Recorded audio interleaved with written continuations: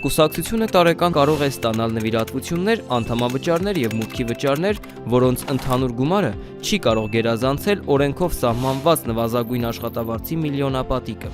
Մեկ ֆիզիկական անձի կողմից կատարված նվիրատվության, ինչպես նաև անդամավճարի և մուտքի վճարի ընդհանուր չափը չի կարող գերազանցել 10 միլիոն ՀՀ դրամը։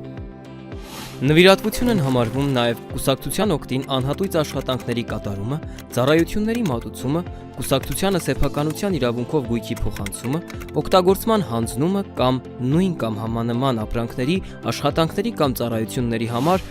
գործող շուկայական արժեքից էականորեն ցածր գնով կուսակցության օգտին աշխատանքների կատարման կամ ծառայությունների մատուցման կամ կուսակցությանը սեփականության իրավունքով գույքի փոխանցման կամ վարձակալության հանձնելու հետևանքով կուսակցության մոտ ձևավորված խնայողությունը, բնեղենով նվիրատվությունը։ Օրենքով արգելված է նվիրատվություն ստանալ հետևյալ աղբյուրներից՝ օտարերկրյա պետություններից, ցանկացած տեսակի իրավաբանական անձանցից, պետական և համայնքային բյուջեներից կամ արտաբյուջետային միջոցներից, բացառությամբ կուսակցությունների պետական ֆինանսավորման,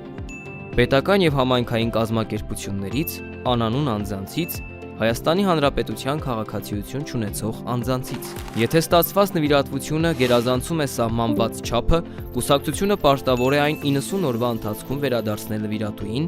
իսկ անհնարինության դեպքում փոխանցել պետական բյուջե։